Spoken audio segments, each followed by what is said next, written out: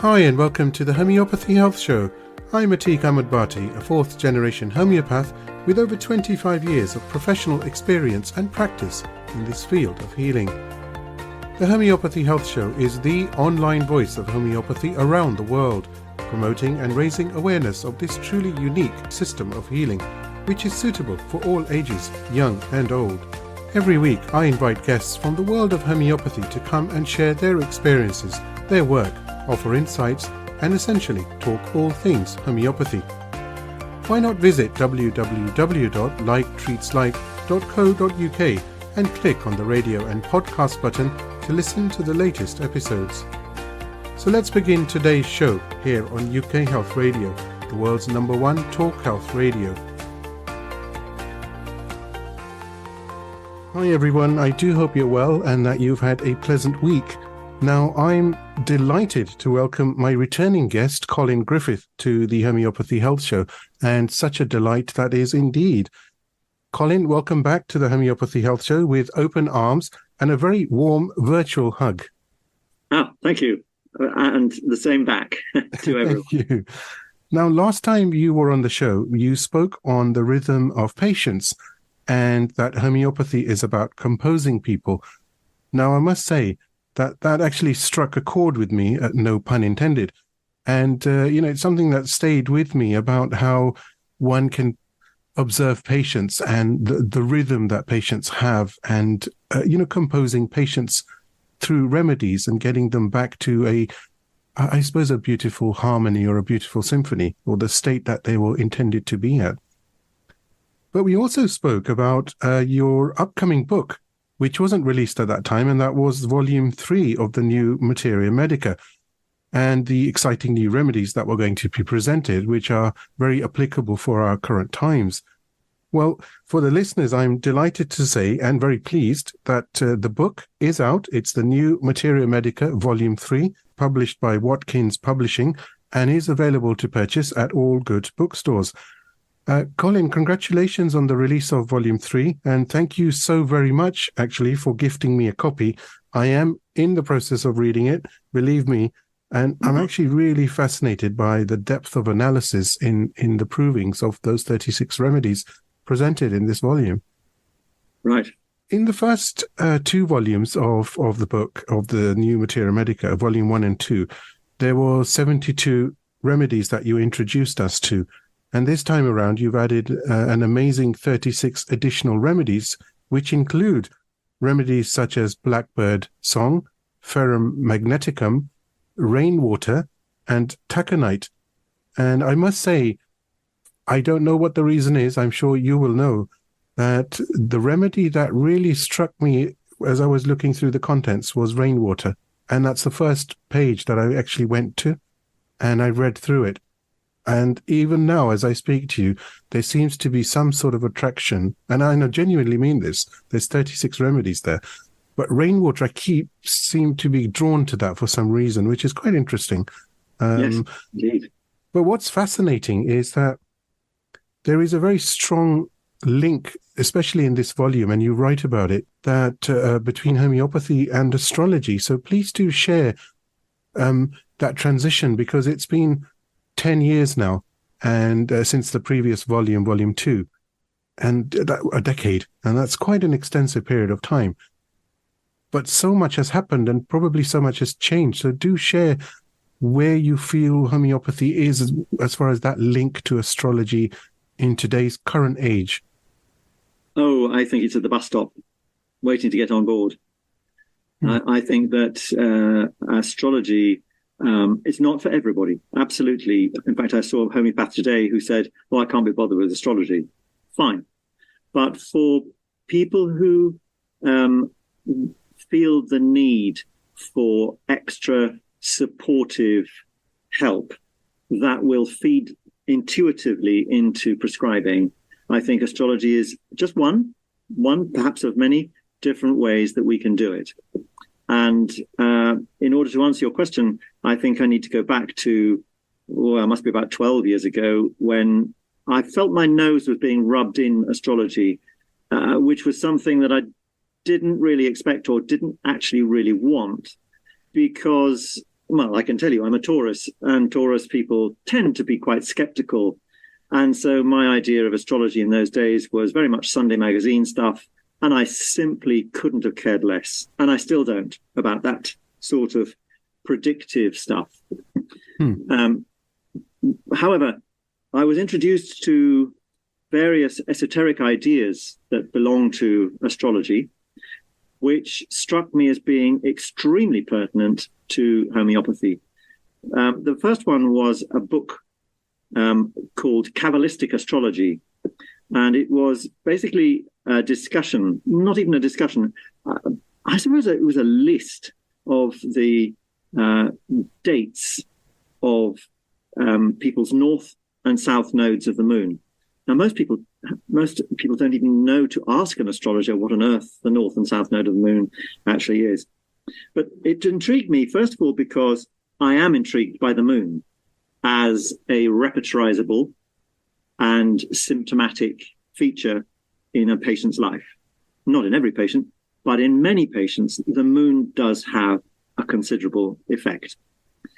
And because of that, and because the descriptions of the north node of the moon at certain times in the year of the particular person that I might have been talking to, it was just perfect description of where they were in terms of how they were stuck.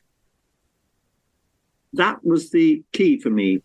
These were patients I was struggling with, and I still struggle with lots of patients, but I struggle less now because I always ask, unless there is a moral thing. I do treat people who have a religious rejection of things like astrology. Fine, I don't introduce the subject.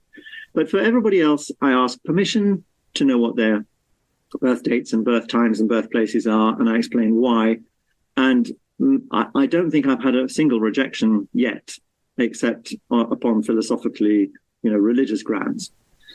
And what I have discovered is that where a patient is really stuck, the north and south nodes of the moon, in consultation with various books I have, which I can easily tell you the names of, it releases so much information. I tell the patient, right, your north node is in such and such a house at such and such a time, such and such a degree. And what that suggests to me is that in the past, such and such might have happened. Often, that's all I need to say before they launch into, yes, well, mummy was like that. Or, oh, yes, my dad, well, he walked out. And this is information that they may never have given me before. And so this, it's like pressing a button, another button that the patient didn't realize was relevant. And so out of this has come, how on earth do we prescribe for a simillimum that's in the past tense? And I was always brought up to believe in homeopathy that the simillimum was in the present tense. How is the patient now, and what are they carrying? What is it now? And I've discovered that's not true. It is for many, but there are some people who are so completely held in trauma in their past that there's no point in addressing now, because the past swallows up that, if the effects of that remedy, however well indicated. And there isn't a week that goes by without me prescribing in some fashion on people's past traumatic history. I don't actively go looking for it. I'm not an ambulance driver like that.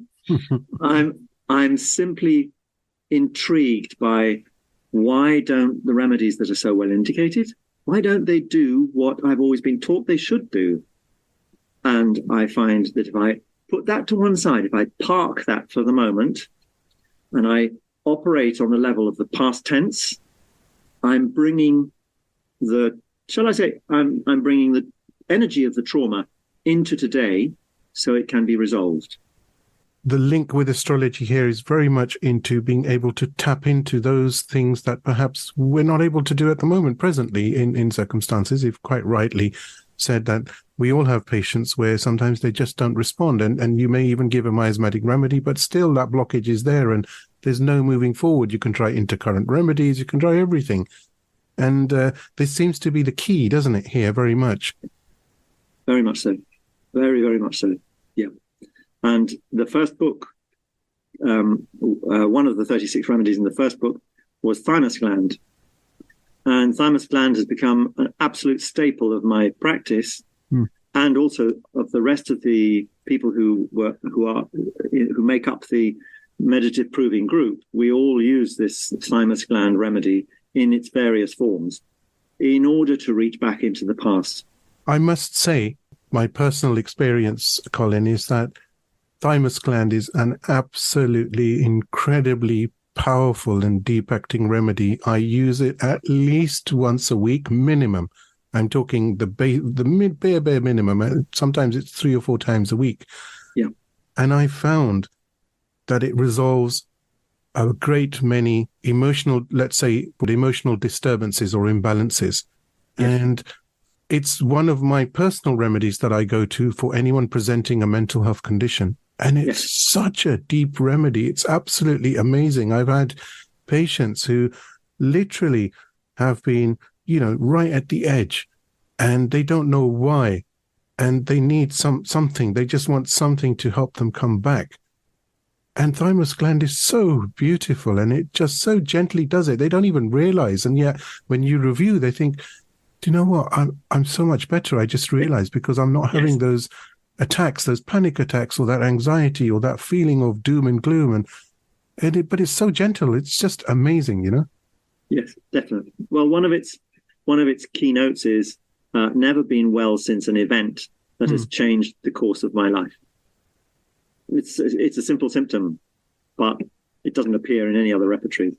It's honestly, it is a really, really interesting remedy, and I love it because I have personal experience of it. So, good. What's not to love? Yes. I wanted to go on page 10 of volume 3 of the new Materia Medica. You write something which I wanted to talk to you about, and I quote, all the remedies in the 3 volumes of the new Materia Medica are journey remedies. They are right and like, in brackets similar, for the moment of indication, and they lead the patient on from one place to another. They are facilitators of elimination of what is no longer viable, and they are beacons of self-discovery. And then you go on to say that their usage does not always fit neatly into the 20th century classical paradigm of prescribing, only suggests that we constantly need to put the patient's spirit and soul journey, karma, before all else. And then you go on to say, to view these remedies in this way can be helpful in this time of transition, as the 2,000 years of the age of Pisces gradually give way to Aquarius. So, I was going to ask you for your sort of expanded thoughts on what you've written there, but also the fact that for the listeners, I spoke to Colin a couple of weeks ago. We were just having a conversation to schedule the podcast actually itself, and I'm a Pisces. That's my star sign, and we spoke about this, didn't we, Colin? That it's just at the cusp of Aquarius. So naturally, that this book arrived after, so that caught my attention, of course, But can you elaborate a bit more on what you've written there and the need for these remedies and why it matters moving or transitioning, should I say, from Pisces to an Aquarian state? Yes, absolutely. And for me, I've always been fascinated and have loved history. It's been one of my things. My dear late lamented mother, she had a habit. Whenever I asked her a question, she said, "Look it up, dear." So I've always done that. It's sort of inculcated into me that I have to go and look things up. I've got dozens of encyclopedias and dictionaries and all sorts of things. And this business of astrology, that led me to do the same thing with this subject. And so I began to think about what this means, the age of Pisces. People were talking about, in the year 2000, we were all supposed to be entering the age of Aquarius, and there was that wonderful song everybody was singing at the time. And of course, in my journey, I've discovered that Pisces doesn't just switch off.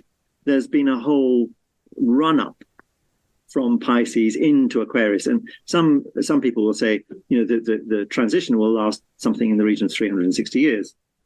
I'm happy with that. I don't mind that long time. But at this moment now, we are at we're at a crossroads. We are definitely about to enter the full force, the full energy of Aquarius. And that really seriously matters. And it matters for this reason. The age of Pisces has been very much about the energy of, if you like, compliance. If you look at the history of the last 2,000 years, there is a lot of very syphilitic energy in the form of all sorts of different things. You might say, Hitler and Stalin. You might look further back and look at Napoleon, who actually was very psychotic, never mind. You might look back at Ivan the Terrible, Genghis Khan. These are very syphilitic, very powerful, energetic forces which want to bend humanity to their own devices. And we can see that in the way that religion has worked. And we can see that, actually, you can see that very clearly if you compare Buddhism with Christianity. There's so much lovely, wonderful stuff in Christianity, but there's also so much lethal, terrifying murder, destruction, fire and brimstone that doesn't appear in the Buddhic canon. So I was interested to see, well, where are we going now that the church is becoming less and less important in people's lives, possibly, lamentably? What are we faced with? Where are we going with this? Where are we fish flowing in the ocean? Because that's what we do. That's as Pisceans, whatever we are individually, as a general whole, Pisceans are fish in the ocean following currents. And the currents might be political, they might be religious, they might be philosophical, it might be anything, but they're following currents. So in other words, they're not necessarily individualistic.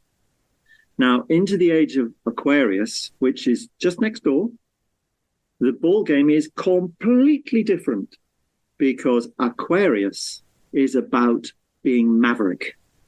It's about being individual. It's not about losing the extraordinary compassion that illuminates the whole of Pisces, because Pisces is about compassion for the world. There's this general, I want the world to be a harmonious place. That's a Pisces. And Pisces will do everything they can to foster this warmth and joining together. Unfortunately, what's happened at the end of the age of Pisces is we've got globalization, which is seemingly very Piscean until you look below the surface and you find money and power. I won't go into why. I'm sure everyone who's got an alternative mind will understand this. So the age of Aquarius is about the power of the dynamic energy of the planet Uranus, which is completely unpredictable. This unpredictability means that we have to be aware, much more aware than a Pisces would be. Pisces, as a shoal of fish, they can depend on other people to give them warnings. If you look at a David Attenborough film of the deep, you'll see fish attacked by barracudas and shark, and they go in extraordinarily huge crowds of fish. It's wonderful to watch, but it's terrifying for them. That doesn't happen in Aquarius. Everyone's an individual. Everybody has their own tribe. Everybody wants to look out for everybody else, but only so far as the person needs the help. So an Aquarian will say, can I help?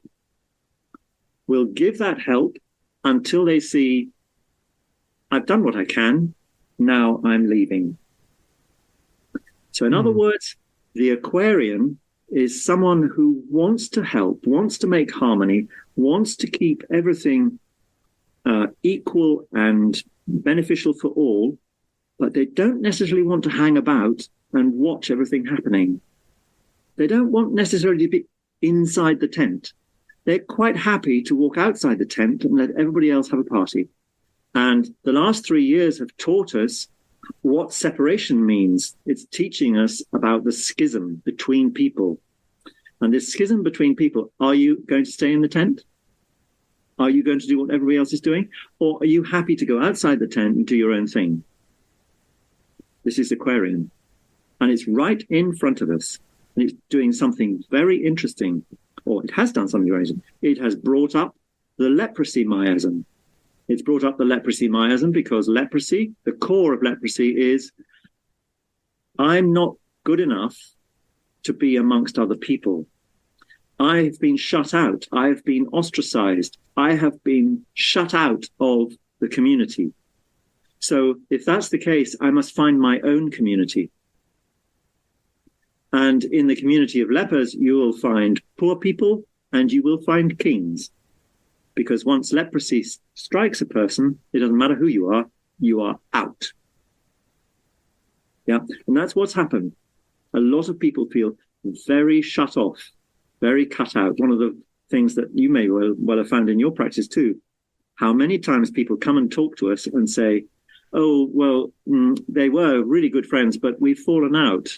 And I don't feel I'm in the same place anymore as my good friend. The friendships are fracturing all over the place. And people are taking up positions, often from fear. But people who choose to go the Aquarian path, they're not afraid. They're not afraid of going outside the tent because, very simple, they have decided to take responsibility for themselves. It's the bottom line. You know, as you say that, I was just thinking, even if somebody, let's say, in this Aquarian state, is happy to do the legwork, but doesn't want to take the credit for it. So yes, very much in the background. Isn't that also a sign of?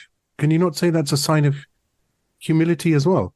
Yes, that they're not interested in all the, the party and the celebration of everything. It's just like, I've done my bit for that moment in time, but I'm happy for someone else to take the mantle, and I'll carry on in the background. I'm perfectly content. Is that not contentment and humility? Absolutely. Absolutely. And I don't know why, but the word contentment often evokes in my head an image of Matisse, the painter, because Matisse, on one occasion, was asked by somebody who was looking at his pictures. He was asked, what makes you paint? Why do you paint? And he said, I paint in order to see that people who are looking at my pictures feel contentment. What an extraordinary answer. He wasn't looking for glory. He wasn't looking for accolades or prizes. He simply painted because it made him, in himself, expand inside. He was teaching himself all the time. He was moving. He's changing. You can see that in his art. He goes from one kind of painting into another kind of painting into another kind. He's constantly developing. A marvelous example of how artists can do that and not get stuck. And even in his old age, being crippled and being seriously ill, he found a way of being creative. He wasn't going to let it defeat him, his health. And so Matisse has been something of a lodestone for me. That I think about him if I'm a bit down, or if I can't get homeopathy to work the way I want it to. I just think, okay, what is it that I'm doing here? I just want my patient to feel more content. It's really simple. And it doesn't have anything to do with, well, no, it does. I was going to say it doesn't have much to do with cure. I hate this word cure. I don't know that I've ever achieved it for anybody. It's about what can you do with your feeling better? How are you going to use this improvement in your health? And people who come back to me, they're still ill, but they're painting pictures or they're writing poems, or they've bought a dog and they're enjoying their walking and training it. They're doing something for themselves. this is why so much of homeopathy lives in Thuya. Because Thuya is about expressing something that tells us so much, but not the whole. So you can't see the whole picture. Thuya is about, as a remedy, it's about hiding something that's inconvenient. It's hiding something that doesn't fit with the universe as you want it. And I've had Thuya a lot in my patient life, and I've really got to know this remedy. And I think it's probably one of the most difficult remedies we are asked to get our heads round, because it's not a remedy that necessarily presents itself through symptoms. It can present itself through lifestyle. And you can give lycopodium and arsenicum and pulsatilla and all these other wonderful remedies, so well indicated. They do nothing. But then you discover the patient is not living their own life. Well, that's a Russian doll. That's a doll within a doll within a doll. So Thuya is very much a remedy that can open someone up to not hiding things anymore. Does that make sense? No, I think with what you're mentioning here and the depth of it, and the fact that you're talking about astrology and homeopathy is actually giving a great amount of alternative depth to homeopathy for those interested genuinely with the zodiac and astrology and how that link is, which nicely moves us on to some of the remedies. I know there's 36, and I'm not going to put you on the spot because that would be very unfair. But I would just say one thing, that earlier this year we spoke and you very kindly shared with me one of the remedies, which was ferrum magneticum. Yeah. And I've been using that, and I've been using it in some potencies, the indicated potencies that you've given as a result of the case studies. And it's worked really well for a lack of energy and weakness, I found for my patients, certainly. Yes. And it's given them that uplift. And funnily enough, I've actually used it as well as using thymus gland. And they've worked so well, where I was using perhaps ferrum phos, for example. I found personally, I mean, it's my personal experience, so I found replacing that with ferrum magneticum actually works much faster and much deeper, and the results are much more satisfying, I suppose, Yes. So, yeah, thank you for that, by the way. Pleasure. I love this remedy. Again, I would say to the listeners of the show that you must get a copy of this book, because it really is, it's one of those books where when you read those remedies, you will actually genuinely want to try them, because I've done the same. And I've given 2 examples.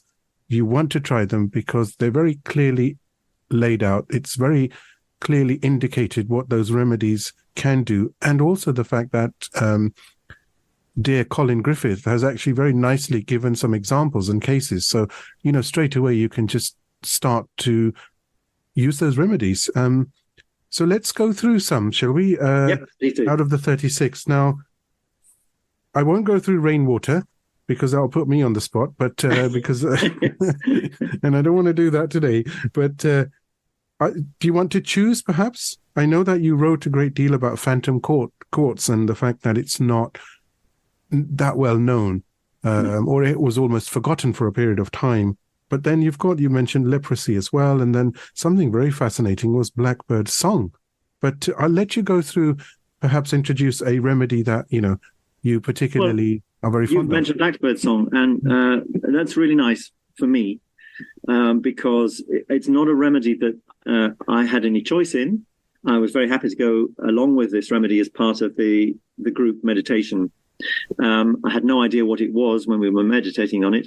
And we meditated on this one shortly after the death of Martin Miles. Now, Martin was an extraordinary practitioner, and he sadly died long before he should have done. That's a human thing to say, not anything else. But he was such a bright star in esoteric homeopathy. And he gave us a huge amount to chew on. And I could not have written any of these 3 books without him having been more than a torch before me.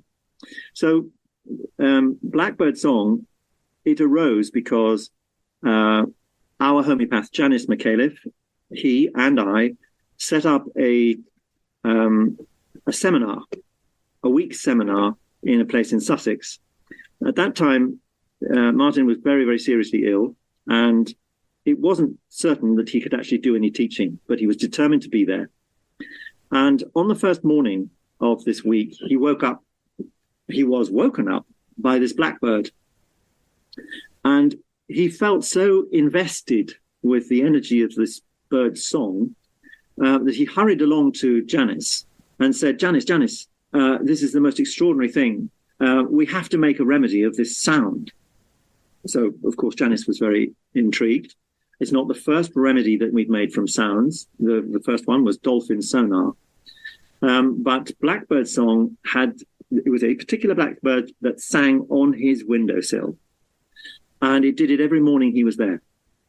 It was bizarre and lovely.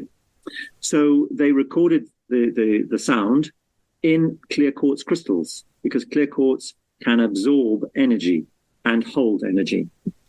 And so the remedy was then taken, the crystal was taken to Helios Pharmacy. They made up the remedy into the various potencies. It's now up to 10M. And we proved it at the 30th potency. And the extraordinary thing was that quite a few of us had this sensation that we were old, becoming decrepit. We were no longer effectual. We couldn't be what we had always been. And in my own personal case, I had this image when I was meditating of sitting in a Parker Knoll chair, those high wingback chairs, and being swamped with the feeling of this is the last place I'm going to be. I've been delivered here to die. It was an old people's home. And there was a nurse, and there was whoever, I don't know who it was, but there was somebody there who brought me to this place, and they were discussing my future.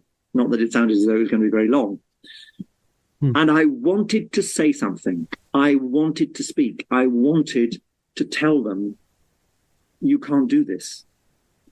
And this frustration, this elderly person's frustration at not being able to express what it felt like to have one's life taken away before it was ended, that struck me as being a keynote of Blackbird Song. It's not the only one, but it's a very strong one. And what we've discovered subsequently is that Blackbird Song is very much a remedy for people who feel voiceless. And I'm not talking about victimhood, such as you might express with Staphylococcus aureus. I'm talking about somebody who simply no longer feels that they have an effectual voice. So expression has been removed. And Blackbird Song so often has restored the sense of being able to express oneself. I have actually got one patient who she's going demented gently and in no pain, but nevertheless it bothers her. And she comes to see me every 3 or 4 months, and we get on like a house on fire. We have a wonderful conversation, but she forgets it as soon as she's gone. Anyway, I felt that she was voiceless when it came to people who were caring for her. They came to her house, they did what they had to do, and they went. But she never felt as if they were listening to her. They just worked around her, and they left her as a blob in a chair somewhere. So I gave her Blackbird Song 30. No, I beg your pardon, the Blackbird Song 200. And I said, whenever you feel like this, whenever you feel this voicelessness, whenever you feel this frustration, take a dose. And I said, this is a 200, so don't overdo it. If you're in doubt, call me. She's an old hand at homeopathy. I've known her for nearly 30 years. And the extraordinary thing is she never forgets Blackbird Song. It's not part of her dementia. She absolutely remembers to take it whenever she needs it, which is not very often. It's extraordinary. And she says to me, she said, I love that Blackbird Song. So, when you hear stories like that where people, they don't have any, ulterior motives. They don't want to prove any points. And they say, I love this because I just sit back and think, yeah, homeopathy is pretty good. Amazing. Would this remedy also be then applicable to somebody who, not that they wanted to, but let's say somebody was a CEO of a company, for example, and they were used to all the presentations and the seminars and being in charge, and then there was a decision to replace the CEO. Can such a remedy be applicable where he or she may feel that, I was that and I've lost that voice because now they're not being at that forefront of presenting and talking and speaking and sharing and being in charge? I would think that would be true if that CEO felt as if they had been removed from the work before their time. In other words, there are people who are retired, they're made redundant. And actually, the truth is, it was the time. And they leave, and after a while, they realize that was it. But there are some people who are relieved of their responsibilities before they feel it was right. So they're silenced and they're frustrated. I didn't finish that. I've got more to do. I've got more to give. And if you can't find a way of giving, then I would reckon Blackbird Song would be pretty high on my list of remedies. How amazing indeed. That really is an eye-opener, absolutely, I must say. Out of these 36, and I'm not putting you on the spot, but are there any that you're particularly fond of? I know they're all amazing and they're all effective, but ones that perhaps you have used a bit more than the others? Yes. I have to tell you, quite honestly, there are some I don't like. Okay. And I don't know how to use them. I've written about them. I can't remember them. Right. I can't remember them. I would say one of my favorites is Australian Sandstone, which, of course, I know it's not right just for some people to hear this, but it does actually come from Ayers Rock. And before anybody gets aerated about someone stealing a piece of Ayers Rock, actually this was an orphan pedal, and it was kicking around on the floor of the beside the Ayers Rock. It was a little round pebble that had come free from the Ayers Rock. So I don't think anyone's been damaged by this. So Australian Sandstone is extraordinary because it's about how to get back to square one. It's about people who've lost their way. And what am I going to do? I feel bereft. I feel anchorless. I don't know how to do this. And they become restless. And you think, this sounds like tuberculinum. If they're not terribly grounded, they can sound very phosphorus. But actually, they're telling you, I've lost my focus. I've lost my sense of direction. How can I get back to square one and not necessarily start again, but start something which is going to lead me to where I should be? And I just think it's a fantastically good remedy when people are in that state of rudderless, needing to get back to square one. And my first patient to whom I gave it was actually in New Zealand. She rang up after 6 or 7 months of me not having spoken to her. And she's actually constitutionally quite a well person. And she said, I'm fed up. I don't know what to do. My relationship's pretty, something and nothing. And my work, I do it, but I go in and I come out and I don't know what I've done all day. So she was sort of flatlining, you can imagine. And I said, what's this about? And she said, well, I kind of, I've lived in so many different countries. I've lived in America, I've lived in Britain, I've lived in France, I'm living here now. I've kind of lost where I was supposed to be plugged in. So I said, okay, I'm going to send you something, and I want you to promise me, because this was the first time I prescribed it, I want you to promise me that you're going to tell me what happens. Oh, yeah, okay. So I sent it over. It took about 10 days to arrive, and I didn't hear for almost a year. And then she rang me about something else. And I said, you were going to tell me what happened with that remedy. Oh, yes, I was, wasn't I? Yeah, well, it must have done its job because I'm really happy now. I know I'm good here in New Zealand. I'm doing my work as I've always done. My relationship's really working. So she got back to square one. So I said, okay, what do you think made the difference? She said, well, that's easy because soon after I talked to you, I booked a flight to Australia and I went to Ayers Rock. Oh. I never told her what I was giving them. I never told her. She just simply went to Ayers Rock and she found that was real. Maybe it was that, not the pill. It doesn't really matter, does it? But the point was that it gave me this experience of understanding how people do sometimes need to go to a place. Might be geographical, or it might be an internal place where they hook up with themselves again. And they realize, oh, this is me. Now, it's a really important thing. This is me. How many people say to you nowadays, oh, I'm not really myself anymore? Yeah. That's actually very true. And just as you were saying that, immediately my thought went to a patient who's been in touch with me recently who absolutely, I think, will benefit from this. So I'm going to use this and I'll send you some feedback. Genuinely, hey, it's happening live. Well, it'll by the time the podcast is released, it won't be live, but hey, there will be some feedback. Good. So what other remedies? Well, I had an experience yesterday, which was touching. I've known this patient for many years, 17, 18 years, and lots of history, huge enthusiasm for life, despite all the pain and so on. A wonderful character, very open, very warm, a very good practitioner. And I didn't tell her what I gave her, but I gave it to her because she's on the cusp of being extremely creative with her homeopathy. And I just thought, you're well, actually, but what you most need is to be able to get out of your chrysalis. I didn't say any of this. It was in my head. And so I wrote down Bombyx Mori, 10M, on the page. And I gave it to her. And she's very good. She doesn't ask what I give her, unless I tell her. I sometimes do.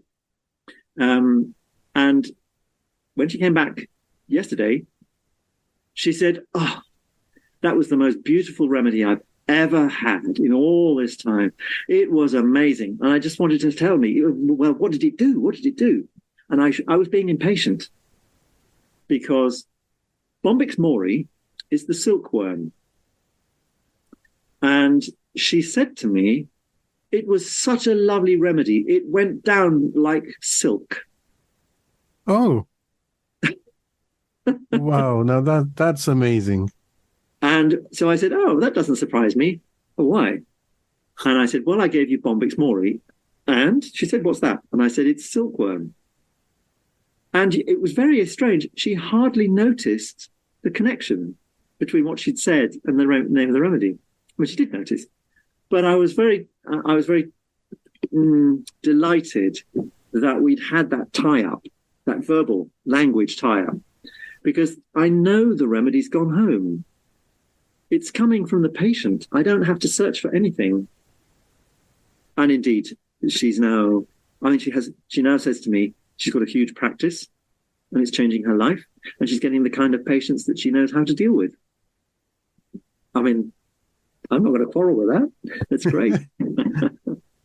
It goes a long way to what you've actually said in your book, where these are the remedies for this modern age, for this 21st century that we're in. They're current remedies. And although we have such a vast treasure of homeopathic remedies around the world, but these seem to be so timely, just like the other ones in volume 1 and 2.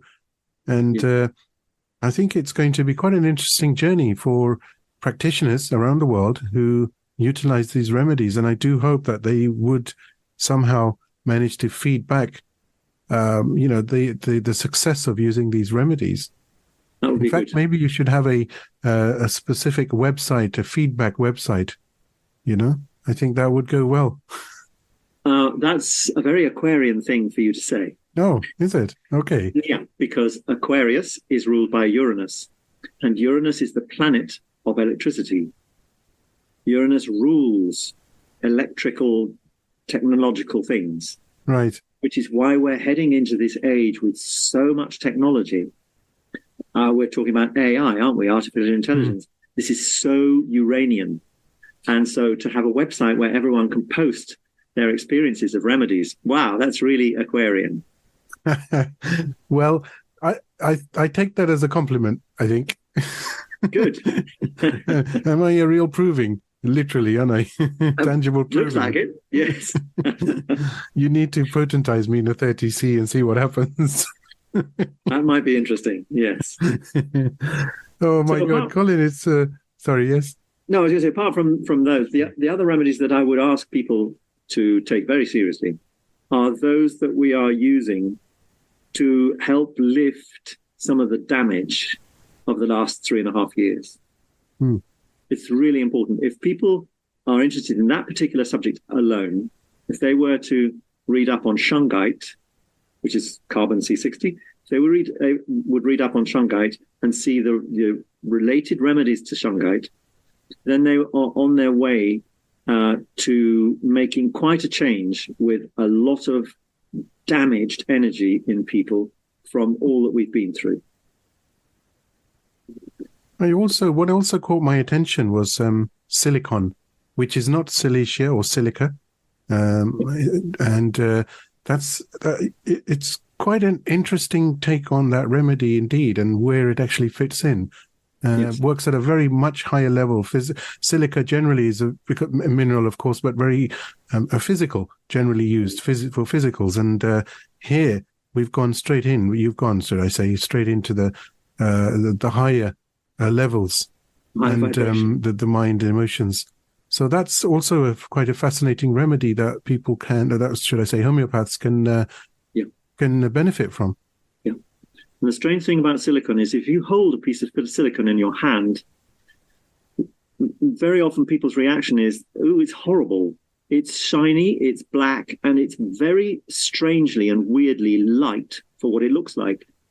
And it looks like something artificial and plastic. But that is because it's needed in the age we live in. Artificiality, plastics. It's very, very much needed for this higher vibration of the silica constitution. People, and I'm going to be very rude here, people don't appreciate silica for the absolutely vast remedy that it is.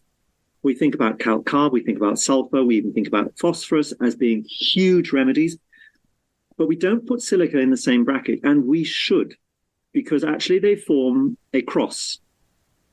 Sulfur and silica are at two ends of the same pole. Calcium and phosphorus are at two ends of the same pole. Between them, these four remedies are the major earth constitution remedies. It's where I want all my patients. To one of them, I want them to come back. That's where I want people to be, because I know people can be a healthy calc-carb, they can be a healthy sulfur, a healthy silica, healthy phosphorus. You can't be a completely 100% healthy lycopodium. You can't be 100% healthy arsenic.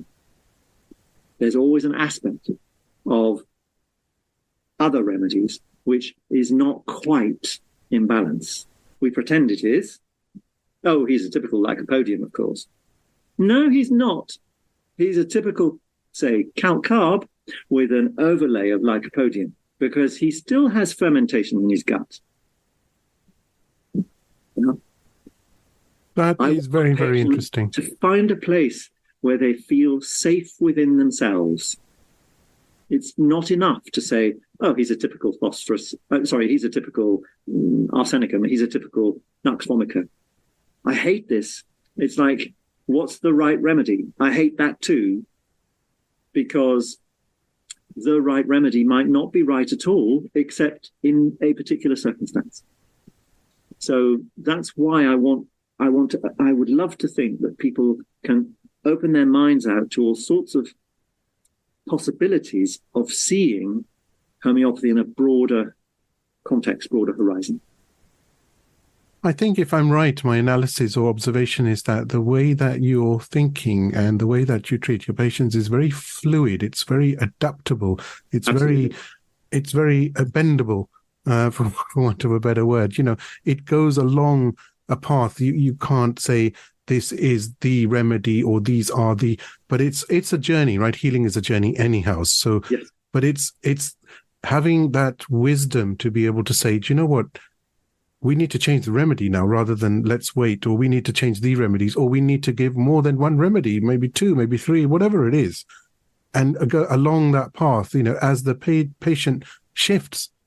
Because certainly nowadays we're so bombarded, and I know we spoke about this when you were on the first podcast with me, and we're bombarded, aren't we? And there's so much going on. And it's not just the electrical energy and the different frequencies, but just people, like you've very rightly alluded to. Everybody is people you were close to, or perhaps you're not close to now, and people have changed their mind and they're made irrational decisions, or maybe irrational decisions as far as they're concerned. Yes. But it leaves others very much in limbo. And you think, oh, hang on, I've lost what I'm comfortable with, what I'm used to. And all of a sudden I'm in a different scenario and I don't know what to do. And certainly being locked,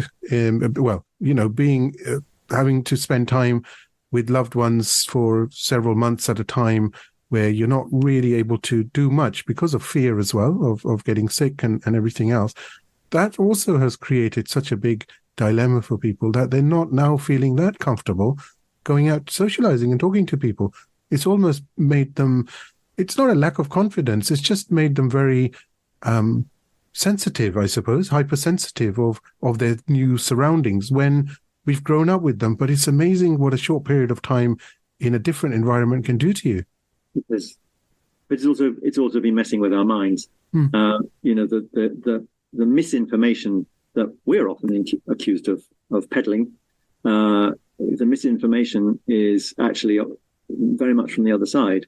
And so the extraordinary degree of faith put in science and how it describes ill health it's prodigious. And people have this idea of what they've now got an idea of what viruses are that's so threatening that that's how they feel. They feel fearful and threatened by the world. But every single one of us, certainly as adults, we are filled with something like 3 trillion viruses of our own. Why would we need somebody else's? We've got our own. And so the fear of contagion, this is a very soric condition, very soric. And so this whole 3.5 years has, if you like, it's been a slash and burn of all the countryside around us that we live in, and it's stripped us back to the bare earth of soric.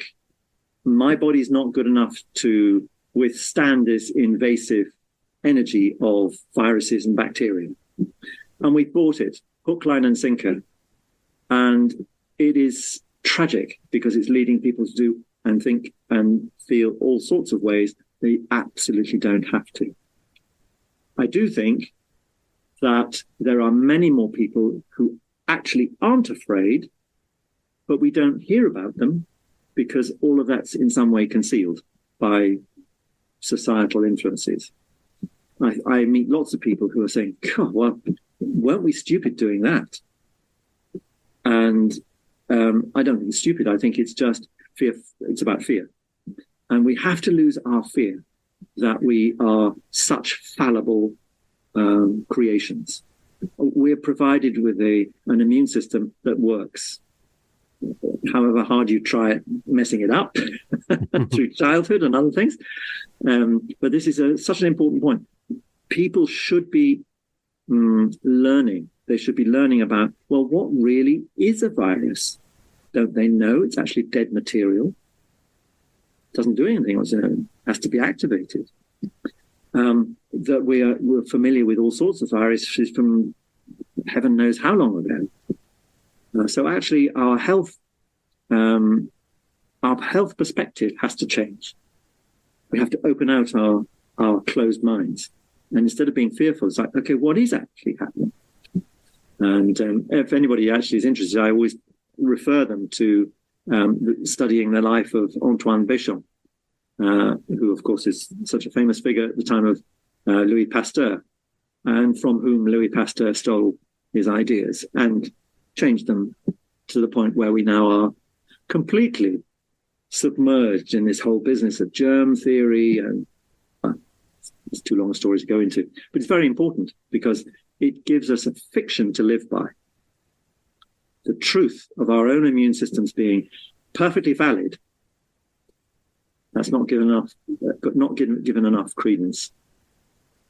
Well, we are as you said at the beginning, we are now in the state of Aquarius, or the Aquarian state. So I think it's got people thinking, yes, and it's got people certainly asking the right questions, and people wanting to be more independent. And from a different perspective, because I speak to so many homeopaths, as you know, for the show from around the world, and even home prescribers and students and so forth, there is a great interest in homeopathy now, very much so. It's huge, actually, and people are, and I've said it many times on the show, they may not necessarily want to use it, but they're asking the right questions, and they're able to appreciate, okay, well, this is something that's there.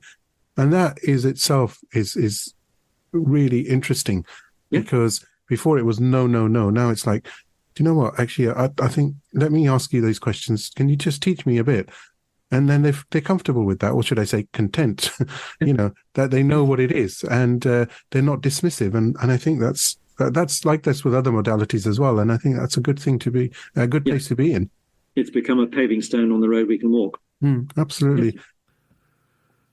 And that was part one with the amazing Colin Griffith, who is the author of not only the new Materia Medica Volumes 1 and 2, but the latest one that we've been discussing in this episode of the Homeopathy Health Show, the new Materia Medica Volume 3. And this conversation continues next week, where Colin talks in a bit more detail about some of the remedies that are to be found in the book. And we talk a bit more about astrology and its link to homeopathy. Until next week, stay safe, and I will speak to you very, very soon indeed. I do hope you've enjoyed this week's episode of the Homeopathy Health Show. Please do support the show by clicking follow on my socials. Remember, the more exposure the podcast receives, the better for homeopathy around the world. You can find me on Instagram by searching for @like_treatslike, and on both Facebook and TikTok by searching for @LikeTreatsLike. So let's promote the voice of homeopathy on radio and podcast around the world together. Don't forget to visit me online at www.liketreatslike.co.uk and click on the radio and podcast tab. Here you'll be able to see all the guests that have joined me on the show so far, and of course you can stream on demand the latest episode to your mobile, tablet or PC. Until next time, stay safe and take care.